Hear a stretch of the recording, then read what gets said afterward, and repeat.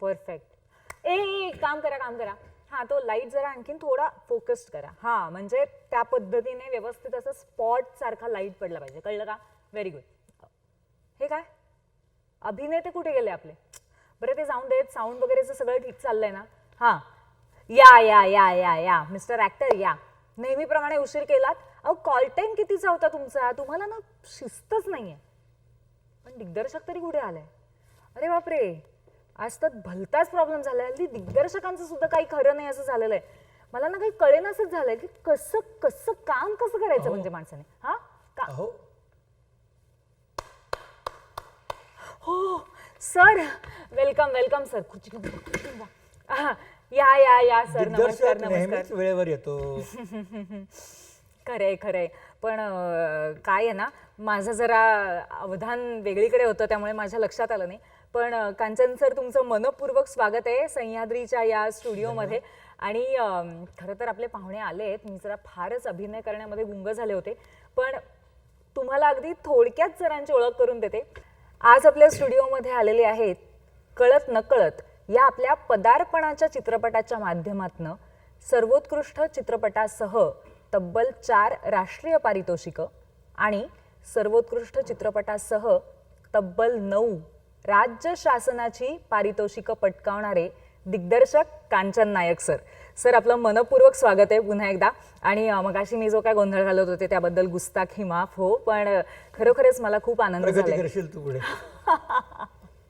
वा, धन्यवाद सर. पण आता मात्र आपण हळूहळू तुमच्याकडे वळूया. माझं खूप झालं कौतुक. आणि सुरुवात करूया सर आपल्या वडिलांपासनं, कारण मुळामध्ये घरामध्येच कुठेतरी तुमच्याकडे चित्रपटाचा वारसा होता आणि तिथून याची सुरुवात झाली. तर त्याबद्दल तुम्हाला कशा पद्धतीने संस्कार मिळाले हे जाणून घ्यायला आम्हाला फार आवडेल. काय होतं, माझे वडील हे अत्यंत चांगले नट होते, दिग्दर्शक होते. त्यांना संगीताची फार अप्रतिम जाण होती. नट म्हणजे तुला सांगतो, मागे खूप पूर्वी प्रभातचा एक सिनेमा होता कीचक वध नावाचा. त्यात त्यांनी ते तरुण असताना जखड म्हाताऱ्याची भूमिका केली होती, कंचुकीची. क्या बात आहे. तर ते नट चांगले होते. म्हणजे नंतर त्यांनी दामकरी काम वगैरे अनेक चित्रपटात कामं केली. पण त्यांची इच्छा नव्हती मी यात यावं अशी. बर. आणि गंमत अशी की त्या मेनस्ट्रीमचे दिग्दर्शक होते. म्हणजे करमणूक प्रधान चित्रपट हे ते फार छान करायचे. तर तो वारसा होता माझ्याकडं, पण त्यांची इच्छा नव्हती मी यात यावं. मी काहीतरी चांगलं छान शिक्षण घेऊन नोकरी किंवा असं काहीतरी मार्गी लागावं असं त्यांचं मत होतं. पण माझं असं होतं की मला वाचनाची खूप आवड होती. म्हणजे मी जेवतानाही वाचायचो. बर.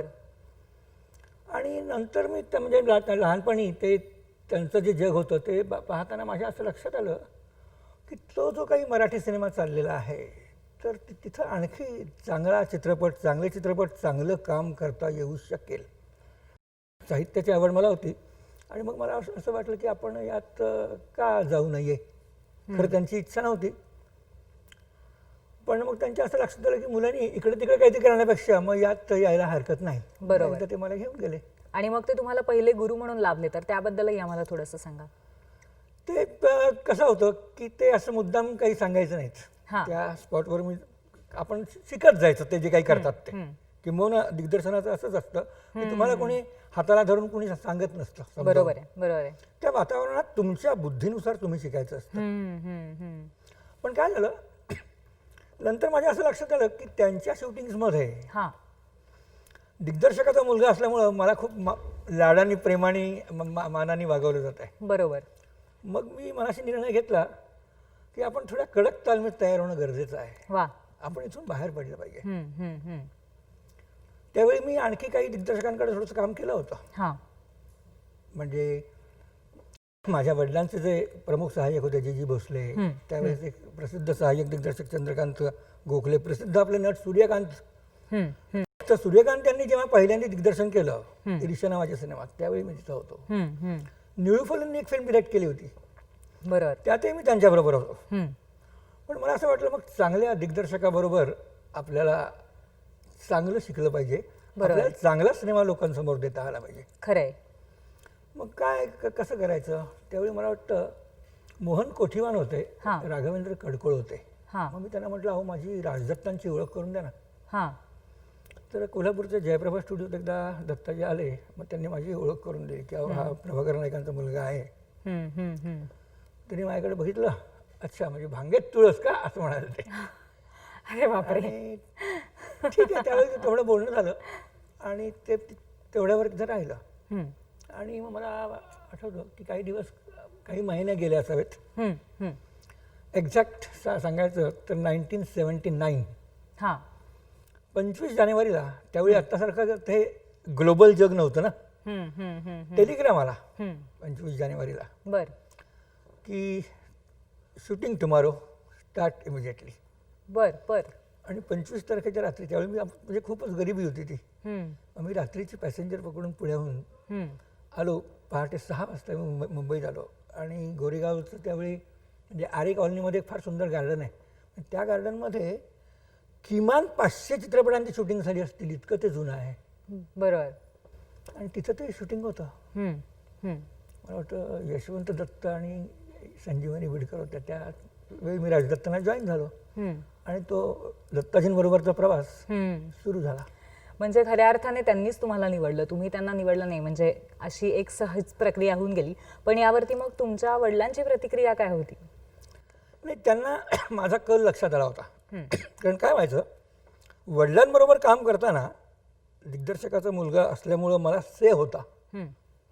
आणि साहित्याशी जवळीक असल्यामुळं स्पेशली स्क्रिप्ट आणि कंटेंट हां. याच्या बाबतीत माझ्या आणि वडिलांचे खूप वाद व्हायचे. हम्म, पण व्यावसायिक चित्रपट म्हणजे काय हे मला कळत नव्हतं. काय चांगलं वाचन असणं वेगळं, बरोबर आहे. पण व्यावसायिक चित्रपटाची नस कळणं हे खूप सर्वसामान्य लोकांची. काय थिएटरमध्ये 500-800 लोक बसलेले असतात आणि प्रत्येकाची आवड वेगळी असते आणि प्रत्येकाला हवी असते करमणूक, भारतात तरी. हम्म, हम्म, हम्म. तर माझा त्यांचा वाद व्हायचा. आमचं तसं जमायचं नाही, त्यांना जास्त योग्य कळायचं. पण मग ते म्हणले, अच्छा तू राजदत्तांकडे जातोस का, जा म्हणले ते. बर. त्यांनी मला खूप मोकळीक दिली. हम्म. अशी त्यांची एक सहज Yes. प्रतिक्रिया होती. पण मग पुढचा राजदत्तांबरोबरचा प्रवास याच्याबद्दल आम्हाला काय सांगाल? कारण तो खरोखरच एक अतिशय सुंदर असा प्रवास होता. मी फार योग्य ठिकाणी पोहोचलो असं माझ्या लक्षात आलं, जिथं मला पोहोचायचं होतं. हम्म, हम्म. आणि एका वाक्यात सांगायचं झालं तर ते मिलिटरी ट्रेनिंग होतं बरं का. बरोबर आहे. म्हणजे ते अगदी कमी एक बोलतात. विद्यापीठ असल्यासारखं होतं. विद्यापीठ हा खूप मवाळ शब्द आहे. सौम्य शब्द आहे. मिलिटरी ट्रेनिंग बर. म्हणजे आजही, आता इतक्या वर्षानंतर सुद्धा मी दत्ताजी समोर दिसले हम्म. तर आपले एक कडक शिक्षक असावेत तसं मी आजही घाबरतो. बर. खूप विचार करून योग्य मोजकं नेमकं बोललं पाहिजे. हम्म, हम्म. चुकायचं नाही, ते काही मानणार नाहीत, पण ते जे काही एकच एखाद्या शब्दाची प्रतिक्रिया देतील ना, ती 10 शाळांपेक्षा त्रासदायक. हम्म, हम्म, हम्म. असं ते शिक्षण होतं. आणि त्यांचं साहित्याशी उत्तम नातं होतं, चांगल्या चित्रपटांशी उत्तम नातं होतं. त्यांचं वैशिष्ट्य काय होतं की करमणूक प्रधान सिनेमा आणि दर्जेदार सिनेमा याचं ते मिश्रण होतं. बरोबर. पुन्हा त्यांच्याकडे कसं होतं की ते राजा परांजपे स्कूलचे होते. बरोबर. त्यांचा शिवाय वारसा त्यांनी चालवणारे. मद्रासमध्ये काम केलेलं होतं हम्म, आणि इंग्रजी तंत्राचा त्यांचा उत्तम अभ्यास होता. हम्म, हम्म. म्हणजे चित्रपटाचं तंत्र हे दत्ताजींकडून मी फार सुरेख शिकलो. की शॉट कसा असला पाहिजे, त्याची लांबी किती असली पाहिजे, हम्म, हम्म, हम्म. त्याची लेन्सेस काय प्रॉपर असल्या पाहिजेत, आणि महत्त्वाचं म्हणजे कंटेंट काय असलं पाहिजे. काय हा. मंत्र आणि तंत्र. मंत्र खूपच महत्त्वाचं आहे, पण तंत्राची योग्य ती जोड बरोबर आहे. खूप महत्त्वाची आहे. हे त्या शाळेत मला शिकता आलं. हम्म, हम्म, हम्म, हम्म, हम्म. असं ते दत्ताजींचं स्कूल होतं. स्कूल होतं. खूप सिनेमे केले मी. भालू, हां अरे संसार संसार, आपलेच दात आपलेच ओठ. अगदी शेवटी सर्जाला सुद्धा मी होतो. माझी इच्छा होती की आपण ऐतिहासिक चित्रपटाला हे असावा. पण तुम्ही म्हणताय हे सगळे चित्रपट किंवा तुम्ही ज्या ज्या दिग्दर्शकांकडे सहाय्यक म्हणून काम केलं, ज्यांची जी नावं घेतलीत, त्याच्यामध्ये सुद्धा ही पिढीच सगळी अशी होती ज्यांची पटकथा संवादावरती प्रचंड पकड असलेली, आतमध्ये कंटेंट काय आहे याच्यावरती विशेष लक्ष असलेली अशी पिढी होती. आणि तुम्ही म्हणालात त्याप्रमाणे केवळ व्यावसायिक विकणारे सिनेमे नाही, तर काहीतरी समाजाला देणारे सिनेमे निर्माण करणारी अशी ही पिढी होती. तर यातनं तुम्हाला काय काय मिळत गेलं असं तुम्हाला वाटतं? नाही, प्रत्येक दिग्दर्शकाची एक काय म्हणतात त्याला जातकुळी असते. आता मी दिनकर द पाटलांबरोबर काम केलं. हां दिनकर द पाटील म्हणजे मास्टर विनायक स्कूल.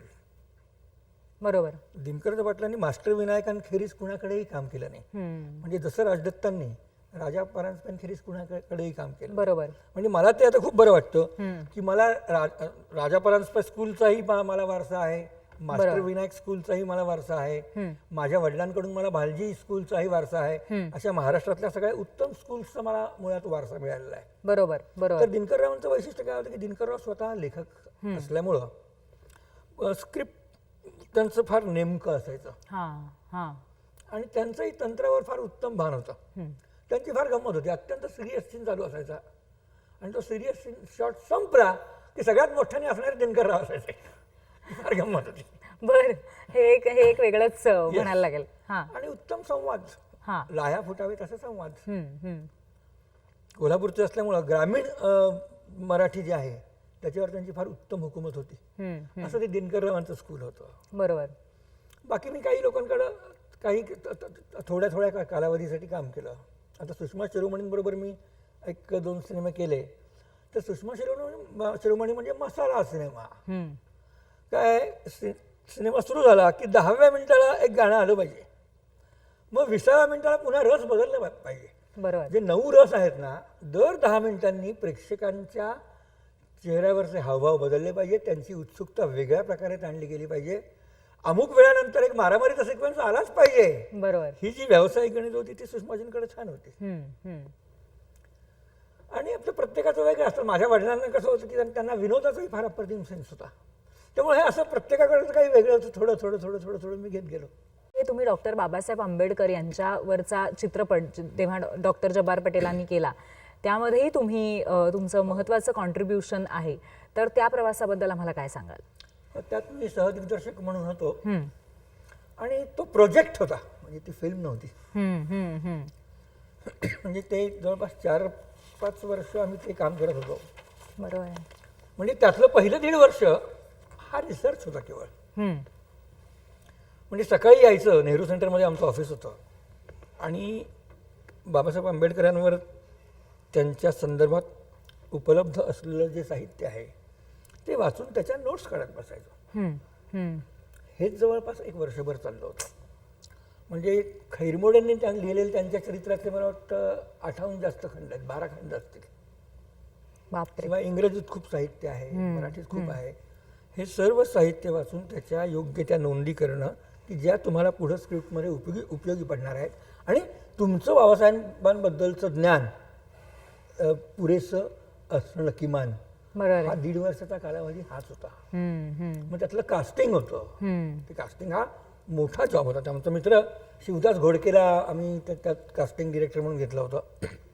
म्हणजे ते कसं होतं की जुने जेवढे फोटो उपलब्ध होते बाबासाहेबांचे आणि त्यांच्या असंख्य सहकाऱ्यांचे, तर मग त्या सहकाऱ्यांचे मूळचे फोटो घेऊन त्याला साजेसा असा आजचा योग्य नट निवडणं हा सुद्धा एक मोठा टास्क होता. आणि हे करता करता मामुटी अत्यंत म्हणजे अत्यंत अभिजात प्रासादिक अभिनय करणाऱ्या अशा नटापर्यंत तुम्ही पोहोचलात. तर ते कसं, हेही आम्हाला ऐकून घ्यायला नक्की आवडेल. Credit goes to Jabbar Patel. पटेलांचं काय, कास्टिंगमध्ये पटेल हा त्यांचा हातखंड आहे. म्हणजे सिंहासनचं कास्टिंग तुम्ही बघितलं तर आजही तुमच्या लक्षात येईल की प्रत्येक कास्टिंग हे अगदी चपखर आहे. ते पात्र तिथं बरोबर जातं.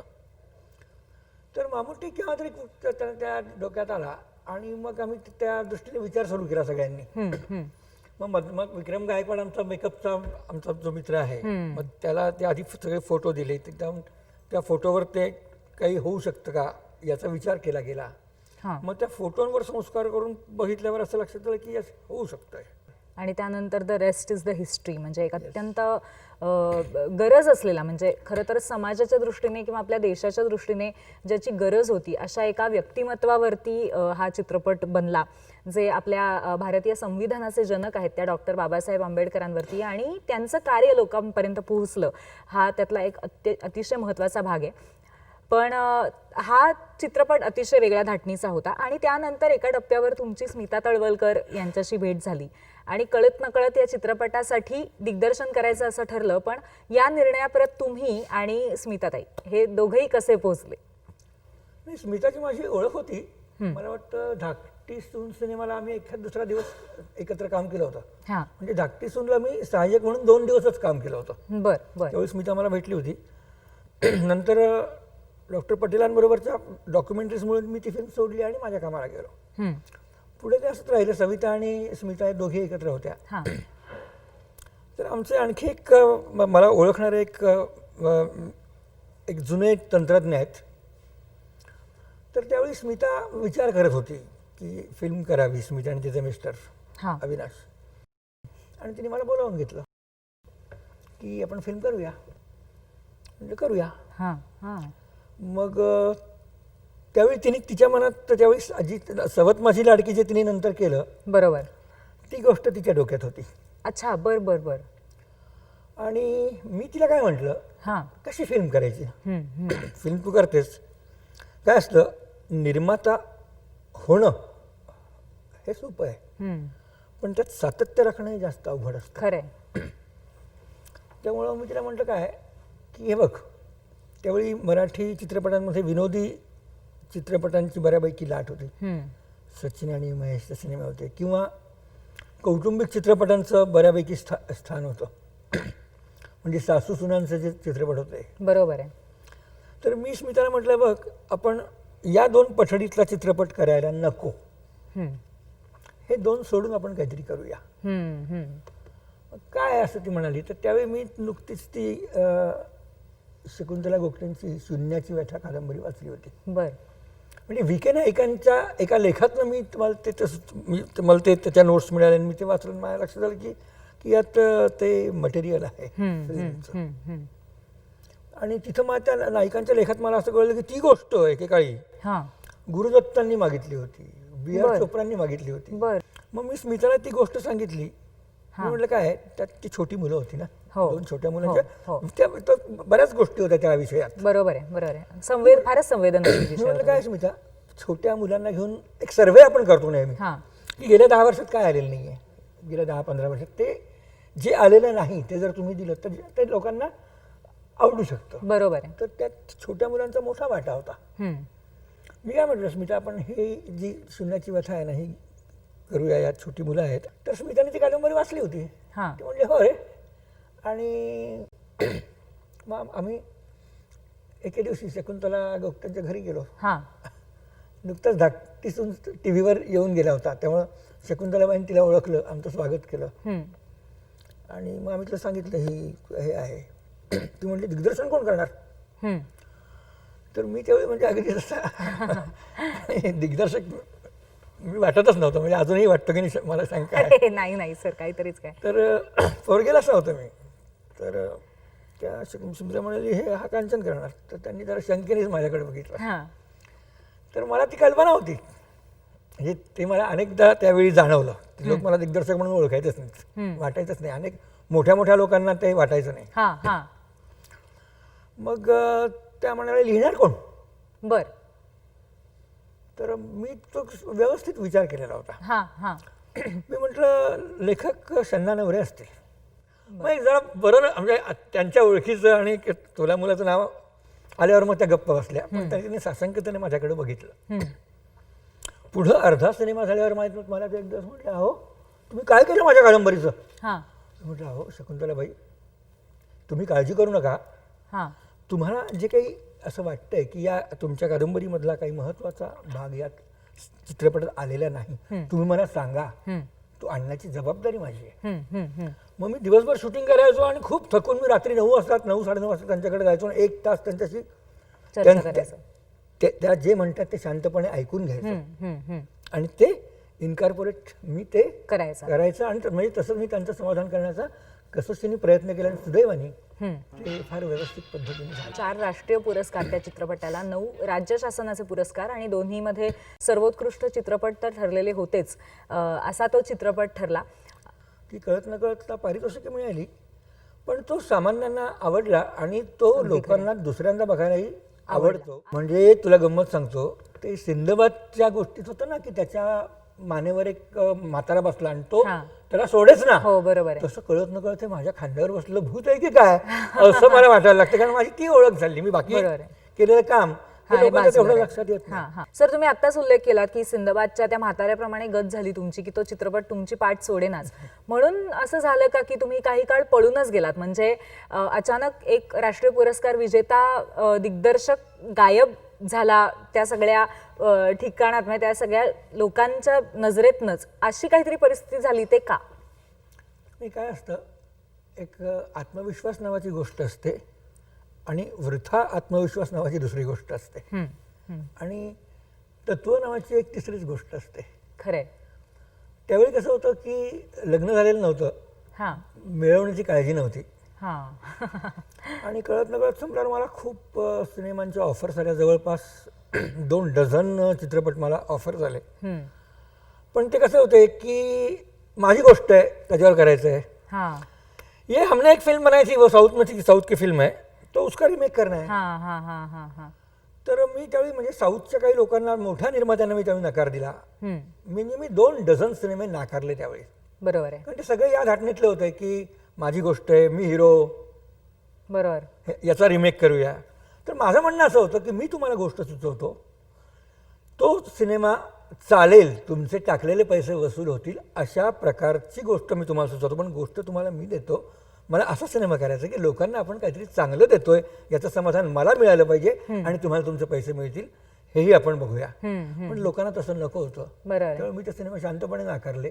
आणि त्यावेळी मला जब्बार पटेल साहेब म्हणाले की यार काय कांचन, तू काय करतोस, म्हणजे तुला पंखा आले तुझा तू उडतोस का आमच्याबरोबर अजून थोडं काम करतोस? मी म्हटलं चालेल सर, मला जरी पंखा आलेले असले तरी आपण जो प्रवास करतो तो काही दिवस करूया ना, आपण माझं काम सांभाळून मी आपण ते करूया. बरोबर. मग त्यात काही डॉक्युमेंटरीज काही आम्ही त्या केल्या. पण मग मनासारखा चित्रपट आला तरच स्वीकारायचा असं एका विशिष्ट काळापर्यंत ठरवलं होतं. मग नंतर लग्न झाल्यावर आपण आपले निर्णय बदलावे लागतात. खरंय. आपल्याला घर चालवायचं असतं. बरोबर आहे. असं ते होतं, म्हणून ती मधली काही वर्षांची गॅप होती. खरंय. तर मधल्या काळामध्ये पुन्हा डॉक्टर मला म्हटले की अरे आंबेडकरला तू येतोस का? तर आंबेडकर हा 5 वर्षांचा प्रोजेक्ट होता. म्हणजे 96 ते 2000 ही 5 आयुष्यातली मोलाची महत्वाची 5 वर्ष ही आंबेडकरमध्येच गेली. बरोबर आहे. असा एक भाग होता तो. पण आता मात्र पुढच्या टप्प्याकडे वळूयात, जेव्हा काही काळ त्यांनी निर्णय घेऊन उत्तम पद्धतीचे चित्रपट करायचंच ठरवलं होतं. पण या काळामध्ये मग तुम्ही काही मालिका सुद्धा केल्यात. पण मालिका केल्या असल्या तरी सुद्धा प्रबोधनपर गोष्टी करण्याकडेच तुमचा कल होता, असं काहीचं चित्र दिसलं, तर त्याबद्दल आम्हाला थोडंसं सांगा. कसं होतं की आंबेडकर संपेपर्यंत मग चित्रपटांव्यतिरिक्त टेलिव्हिजनकडं आपण बघावं असं कधी वाटलेलं नव्हतं. आणि त्या काळात मला वाटतं डेली सोप नावाचा प्रकार सुरू झालेला होता. मला अनिता पाध्येंनी विचारलं, मी त्यांनाही म्हटलं नाही हो, ते डेली सोप वगैरे मी नाही करणार, ते पुन्हा इट्स लाईक मशीन चालवण्यासारखं आहे. त्या म्हणल्या नाही हो, तुमच्यासारख्या लोकांनी केलं पाहिजे ते. तर मी म्हटलं ठीक आहे, मग मी म्हणजे माझ्या पद्धतीने मी काम करेन. बरोबर आहे. तर तेवढं स्वातंत्र्य मला त्या लोकांनी दिलं. आणि मग मी त्यावेळी इंद्रधनुष्य नावाची एक सिरियल ती केली. 6 मुली आणि त्यांची आई असं ते होतं.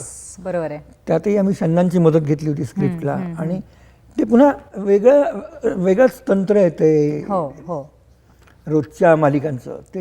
ते मी शिकलो आणि ते एक बरं काम झालं. आणि ती गाजली मालिका, खूप छान झाली ती. मग असं मग त्यातनं मग टेलिव्हिजन काय पुन्हा तुम्हाला सारखं सिनेमांवर अवलंबून राहून चालत नाही. बरोबर आहे. तोही तुमचा व्यवसायाचा एक भाग आहे. त्यामुळे मग काही मी मालिका मी केल्या. मला वाटतं निवेदिता सराफांसाठी मी बंधन नावाची एक सिरियल केली. क्राईम डायरी मी नंतर केली 2010 वगैरे 10 नंतर केली. अलीकडच्या काळामध्ये म्हणजे. तोही फार एक गमतीशीर अनुभव होता. तो मला आवडला. म्हणजे क्राईम डायरी हा म्हणजे ती आमचा मित्र विवेक देशपांडे सांगतो त्यानुसार त्याच्या म्हणण्यानुसार ती एक प्रयोगशाळा आहे. बरोबर आहे. तुम्हाला वेगळे वेगळे प्रयोग करून पाहता येतात. हो, आणि ती सुद्धा लोकांना बऱ्यापैकी भावली होती. हो हो हो. आणि म्हणजे आम्ही काय केलं होतं, त्याचा मूळचा जो ढाचा होता, म्हणजे त्याची सादरीकरणाची जी मूळची पद्धत होती ती मी आणि विवेक देशपांडेंनी आम्ही बदलली आणि आमच्या सिनेमॅटिक पद्धतीनं आम्ही त्याचं सादरीकरण करायला लागलो आणि ते चांगलं व्हायला लागलं. बरोबर बरोबर. आणि मग या सगळ्या दरम्यान अचानक तुम्ही एक भोजपुरी चित्रपट केलात, त्याच्या मागचा गमक काय? अचानक तुम्ही तिकडे कसं वळलात? ते काय होतं, आमचा योगेश कुलकर्णी नावाचा आमचा मित्र आहे. म्हणजे तो माझा फॅन आहे. म्हणजे तो 5 वर्षांचा असताना त्यांनी कळत नकळत पाहिला होता. तो माझा चाहता होता. तो मला शोधत आला कुठून तरी. बरं. मला म्हणाला, सर तुमच्याबरोबर फिल्म करायची आणि मी भोजपुरी फिल्म प्रोड्यूस करतोय. बरं. मी म्हटलं, अरे ते भाषा. तो म्हटला, नाही सर ते काही फार अवघड नाही, हिंदीच्या जवळपासची भाषा आहे, 70% हिंदी आहे त्यात. बरं. मग त्यातही पुन्हा आमच्या पद्धतीनुसार एक हिंदीतले सिनियर पटकथा लेखक माझ्या बरोबर होते. बरं बरं. मग त्यांच्यावर मी 1 महिना मी स्क्रीन प्लेचं काम केलं आणि संवाद त्यांनी दिले. असिस्टन्स मी भोजपुरी घेतले. ओके. योगेश कुलकर्णींनी मला 1-2 कागदच दिले होते की त्यातले सर्रास वापरले जाणारे शब्द आणि सहाय्यक भोजपुरी होते. आणि माझ्या लक्षात आलं ते अवघड नाही आहे. पूर्वीही मी म्हणजे सुषमाजींबरोबर सहाय्यक असताना मी गुजराती फिल्म केली होती. त्यावेळी तर मी गुजराती लिहायला लागलो होतो त्या काळात. गंमत म्हणजे मी त्यावेळी सहाय्यक असताना मी गुजराती नटांना पॉज कुठे घ्यायचं हे सांगू शकायचो. बरं बरं बरं. मराठीशी जवळच्या, मराठी आणि हिंदीशी जवळच्या भाषा असल्यामुळं ते अवघड गेलं नाही. फक्त तो तद्दन व्यावसायिक सिनेमा होता. मला निर्मात्यांनी म्हणजे योगेश कुलकर्णींनी सांगितलं, सर 9 गाणी पाहिजेत, भोजपुरी सिनेमात 9 गाणी लागतात. अच्छा. मग आम्ही बरोबर विचार करून पटकथेत त्याची 9 गाणी केली. म्हणजे 3 भजनं, 2 ड्युएट्स. बरं. असं ते, आणि तो छान झाला सिनेमा. म्हणजे त्यात आम्ही त्यात प्रयोग काय केले की म्हणजे त्याचं कास्टिंग जे होतं ते असं राष्ट्रीय एकात्मता होती त्यात. म्हणजे भोजपुरीतला हिरो रवी किशन होता. त्याची हिरोईन रिंकू घोष म्हणून बंगाली मुलगी होती. बरं. मग आशिष विद्यार्थी होता त्यात. मग आम्ही मराठीतले काही नट घेतले. मकरंदला त्यावेळी मकरंद खूप प्रसिद्ध नव्हता सुदैवाने. त्याला म्हटलं, मकरंद एक ऑडिशन देऊन तुला करावं लागेल, मेहनत करशील का? करतो की म्हणला. मग तो आला. त्याची सेकंड लीड म्हणून मकरंदला घेतलं. त्याची हिरोईन म्हणून एक पंजाबी मुलगी आली. असं त्यातलं कास्टिंग होतं. मोहन जोशी होते. बरोबर आहे. आणि असं ते करून तो छान सिनेमा झाला. इंगडेवाली मुनिया असं त्या सिनेमाचं नाव होतं. बर बर बर. क्या बात आहे. म्हणजे अगदी टिपिकल भोजपुरी असा सिनेमा होता. पण या सगळ्या दरम्यान कधी कधी असंही होतं की आपली क्रिएटिव्हिटी आणि प्रतिभा या पलीकडे जाऊन काही वेगळी गणितं असतात. म्हणजे मार्केटची काही गणितं असतात, काही राजकारणाची गणितं असतात, आणि ती जर नाही जमली तर कधी कधी वैफल्य सुद्धा येतं. असा काही अनुभव तुम्हाला त्या काळात आला होता का? नाही, वैफल्य म्हणजे मी ज्या पद्धतीने जगणारा मनुष्य आहे ना, तर तसं मला वैफल्य कधीच वाटलं नाही. म्हणजे कसं आहे, हा व्यवसाय आहे ना. म्हणजे मी नोकरी केलेली नाही आहे. बरोबर आहे. म्हणजे आपण मगाशी बोलताना राहिलं की फार पूर्वी वडिलांची इच्छा होती तेव्हा मी काही महिने नोकरीवर गेलो. म्हणजे त्यावेळी मी लेथ मशीनवर सुद्धा काम केलेलं आहे. पण नंतर माझ्या लक्षात आलं की सकाळी डबा घेऊन जायचं आणि रात्री घरी यायचं, हा आपला पिंड नाही. तर मग मी हा व्यवसाय स्वीकारलेला होता. तर व्यवसाय आहे, तुमच्याकडे आज काम आहे, उद्या असेलच असं नाही. आज आहे तर इथे इतकं असेल की तुम्हाला श्वास घ्यायला वेळ नाही. आणि कधी कधी जर वेळ असेल तर तो वेळ अधिक चिंतनासाठी, अधिक विचार करण्यासाठी आणि पुढच्या गोष्टी आखण्यासाठी मी आनंदाने घालवतो. त्यावेळी छान वाचन करतो, छान चित्रपट बघतो, आजूबाजूची माणसं आहेत त्यांचा अभ्यास करत असतो. असं छान जगणं असतं आणि घरी बायकोला वेळ देतो. वा वा, क्या बात आहे. पण मग पुढच्या काळामध्ये तुम्ही अगदी मोजकेच 2 चित्रपट केलेत, म्हणजे 2-3 असं आपण म्हणूया. माझी आई हा त्यातला एक चित्रपट, आणि घर दोघांचंच हा सुद्धा एक चित्रपट होता. त्यानंतर राजू हा चित्रपट होता. राजू आधी होता. तर पण ते सुद्धा अगदी ठरवून निवडून असेच केलेत का? काय काय होतं काही वेळा काही लोकांना आपल्याबद्दल प्रेम असतो, विश्वास असतो आणि जिव्हाळा असतो. हां. आता राजू होता तर जोग सर मला म्हणले की सर ते तर खूप चांगले शिक्षक होते, म्हणजे जोग क्लासेसचे ते म्हणजे मालक, बरोबर बरोबर. स्वतः उत्तम शिक्षक. तर त्यांना त्यांच्या मुलासाठी फिल्म करायची होती, पण ती चांगली करायची होती. हो. मग आम्ही दोघांनी, मग त्यांनी मला सांगितलं की आपण एक चांगली फिल्म करायची. मग आम्ही कष्ट घेऊन एक चांगली फिल्म करायचा प्रयत्न केला आणि ती चांगली झाली. हां. ती राजू नावाची फिल्म, म्हणजे लकीली ती सिल्वर जुबिली झाली आणि तिला जी काही छोटी मोठी काही पारितोषिकही मिळाली, पण ती चांगली फिल्म झाली. हां. म्हणजे ती आम्ही म्युझिकल केली होती, त्यात हो 7 गाणी हो होती. हो, कारण तो डान्सर मुळात असल्यामुळे. पण ते चांगलं दर्जेदार काम झालं. हां. म्हणजे सरांना मी म्हटलं बघा सर, एक शिक्षक जेव्हा चित्रपट काढतो तेव्हा त्याचा जो एक दर्जा आहे तो सांभाळून आपण चित्रपट केलेला. आणि सर म्हणले येस कांचन, बरोबर झालं. पुढे मग मी आता घर दोघांचं होतं ते आपले उदय लाड नावाचे एक आमचे निर्माते जे आहेत, उदय दादा लाड. हां. तर उदय दादा लाडांचं काय, ते स्वतः अतिशय चांगले वाचक आहेत. त्यांचा काव्याचा म्हणजे गझल हे त्यांचं खास त्यांचं क्षेत्र आहे. बरोबर. तर काव्याचा आणि साहित्याचा त्यांचा चांगला वाचनाचा अभ्यास आहे. आणि तिथं माझ्या लक्षात आलं की दिग्दर्शकाला योग्य ते स्वातंत्र्य उदयदादांकडे आहे. बरोबर. म्हणजे ते उदयदादा जरी असले हां. तरी मी त्यांच्याशी भरपूर वेळा वाद घातलेला आहे. बरोबर आहे. आणि तेवढं त्यांनी मला, म्हणजे आम्ही वाद घातल्यावर सुद्धा अखेरचा शब्द हा दिग्दर्शकाचा हे दादांकडे सुद्धा ते होतं. बरोबर आहे. आणि त्यानुसार मग त्या फिल्म्स मी केल्या. बरोबर आहे. आणि ह्या सगळ्या प्रवासामध्ये मग पुढे दूरदर्शनवरती सुद्धा जयवंत दळवींच्या साहित्यावरती आधारित आधी ते खूप आधीच्या काळामध्ये तुम्ही केलेले. पण शिवाय काही डॉक्यू ड्रामाज सुद्धा तुम्ही दूरदर्शनवरती केले होते. तर दूरदर्शनच्या बरोबर असलेल्या या असोसिएशनबद्दल काय सांगाल? काही वेळा दूरदर्शनच्या मंडळींना वाटलं, हां. काही खाजगी निर्मात्यांना वाटलं हां. की त्या विषयांना मी न्याय देऊ शकेन. आता यशवंतराव चव्हाणांवरची एक तासाची फिल्म होती ती, हां. किंवा दुसरी शोभना समर्थांवरची होती.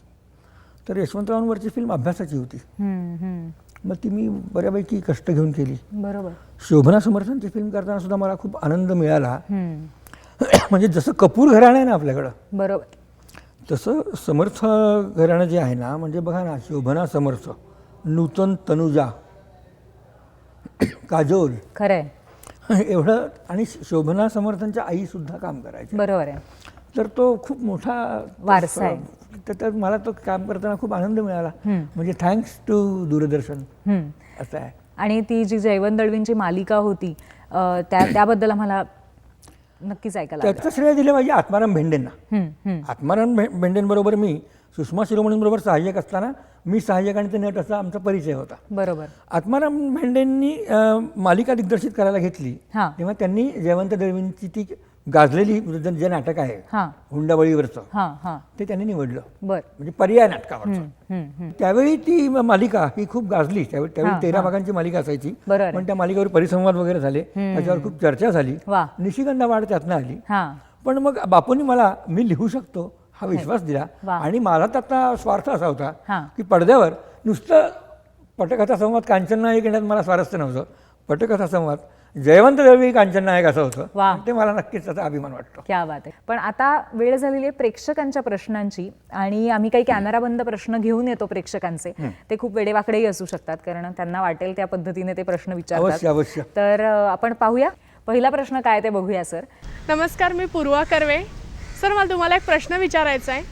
कळत नकळत या चित्रपटानंतर कांचन नाईक यांचा करिश्मा परत दिसला नाही, तो मला आता परत कधी बघायला मिळणार?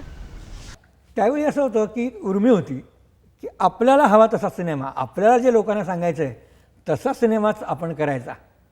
म्हणून मग मी त्यावेळी माझ्या मनासारखा चित्रपट माझ्याकडे येईल यासाठी शांतपणे वाट बघितली. आणि जे मला करावं असं वाटलं ते मी त्या काळात करत राहिलो. मग काही डॉक्युमेंटरीज केल्या. म्हणून तर मधल्या काळात मी लोकांसमोर दिसलो नाही, पण मी मधल्या काळात डॉक्युमेंटरीजच्या माध्यमातून मी या चित्रपट सृष्टीशी मी निगडीत होतोच. फक्त ते सामान्य लोकांपर्यंत आलं नाही, एवढंच. पुढचा प्रश्न आपण बघूया. नमस्कार सर, माझं नाव नेहा मामरे. मला तुम्हाला एक क्वेश्चन विचारायचा आहे. कांचन सर, तुमच्यासारखा एवढा मोठा दिग्गज डिरेक्टर हिंदीमध्ये जायला पाहिजे असं तुम्हाला नाही का वाटत? काय झालं, मी सुरुवातीला जेव्हा सहाय्यक होतो तेव्हा मी काही हिंदी निर्मात्यांबरोबर काम केलं. मला वाटतं गोविंदा अगदी नवीन होता ना, त्या काळात तुम्ही ते काम केलं. पण नंतर माझ्या लक्षात आलं की ते हिंदी जो मुंबई इंडस्ट्री जी आहे ना ती साऊथसारखी शिस्ताची नाही आहे. साऊथला कसं सकाळी 9ला म्हणजे 9ला बरोबर काम सुरू होतं. इथं तसं नाही आहे. इथला हिरो त्याच्या सवडीने येतो. म्हणजे मी ज्या गोविंदाच्या फिल्मला होतो तर गोविंदा 12 वाजता आला. मी म्हटलं या इंडस्ट्रीशी आपलं जमणार नाही आहे. इथं आमचे मराठी लोक आहेत ना ते छान आहे. निळूभाऊ आमचे 9 वाजता येतात. सकाळी येतो. कांचन मी 9 वाजता आलो बरं का, हे मला सांगतो. ती इंडस्ट्री मला छान आहे. मला केवळ कन्व्हिन्स किंवा जास्त पैसे मिळतात म्हणून मी कुठल्याही हिरोची किंवा हिरोईनची वाट बघणार नाही.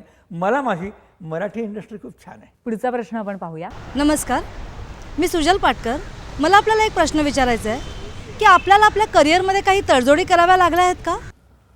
कसं असतं, तुम्हाला हट्टी राहून चालत नाही. थोडं तुझं थोडं माझं हे एकंदरीत जगण्यातलं तत्त्व आहे.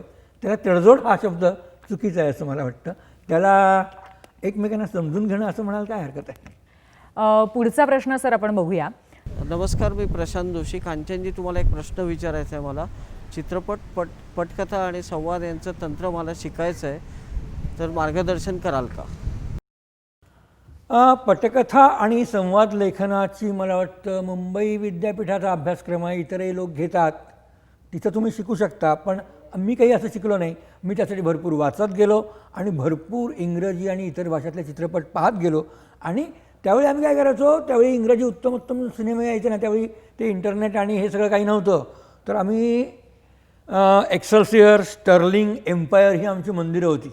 मग दिवसभर सगळं काम करून आम्ही रात्री 9 वाजता शो बघायला जायचो आणि रात्री 12 वाजता त्या फिल्मवर आम्ही डिस्कस करत असायचो. मग ते डिस्कस करत करत करत करत तुम्ही ज्या सातत्याने त्या गोष्टीचा विचार सारखा करता तेव्हा मग तुम्हाला ते तंत्र यायला लागतं असं मला वाटतं. तुम्ही अभ्यास करा, तुम्हाला येईल.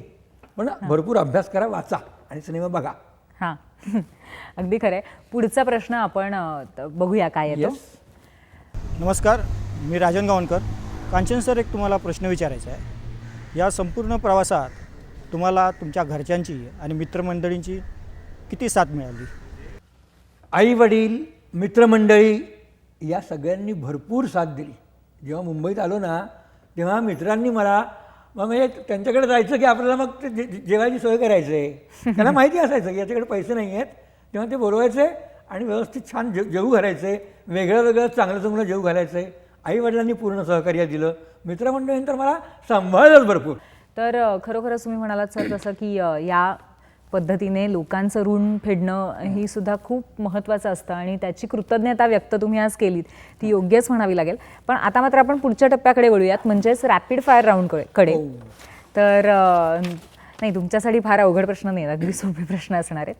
तर आपण सुरुवात करूया. पहिला प्रश्न असा आहे, डॉक्टर जब्बार पटेल की राजदत्त? दोघंही. मालिका की अनुबोधपट? दोन्ही नाही, चित्रपट. दिग्दर्शन की पटकथा लेखन? काय, पटकथा लेखन हे दिग्दर्शनाचंच अंतर्भूत असतं. जो उत्तम दिग्दर्शक हा उत्तम पटकथा लेखक असतो, त्यामुळं दिग्दर्शन. बरं, मामुटींना घेऊन मराठी चित्रपट तुम्ही कधी करणार? मामुटीने त्यावेळी हो म्हणून सांगितलं होतं मला. वा. मी त्याला एक अशी गोष्ट ऐकवली होती की काय, आता शेवटी त्याला काही मराठी येणार नाही, तो मल्याळी मनुष्य. बरोबर. तर मी त्याला अशी सुंदर गोष्ट ऐकवली होती की त्या हिरोनी शेवटपर्यंत बोलायचंच नाही आहे. मराठीत काम केलं तर कांचनबरोबर करेन, योग आला तर होईल. वा वा, नक्कीच. आणि पुढचा प्रश्न, कळत नकळत पार्ट 2 कधी करणार? त्याच्यापेक्षा सुंदर सिनेमा नक्की करेन. वा वा, क्या बात आहे. आणि आम्हाला तुमच्या त्या सुंदर सिनेमाची प्रतीक्षा राहील आणि तो लवकरच प्रेक्षकांच्या भेटीला यावा अशी आमची मनोमन इच्छा आहे. सर, आज तुम्ही इथे आलात आणि खरोखरच वेगळ्या वाटेवरनं तुम्ही संपूर्ण तुमची कारकीर्द घडवलेली आहेत. फक्त एंटरटेनमेंट हा कोशंट न ठेवता अनुबोधन करणं सर्वसामान्यांचं, ह्याकडे तुमचा सातत्याने कल राहिला आहे आणि त्याचा एक मोठा खजिना आज सगळ्यांसाठी उपलब्ध आहे. तर त्याचाही आम्ही नक्की उपयोग करून घेण्याचा प्रयत्न करू. खास करून आमची पिढी, हे सगळ्या पिढीच्या वतीने मला नक्की सांगायला आवडेल. आणि त्याचबरोबर आज तुम्ही इथे आल्यात, इतक्या सुंदर मनमोकळ्या गप्पा मारल्यात, त्याबद्दल खूप खूप धन्यवाद. धन्यवाद.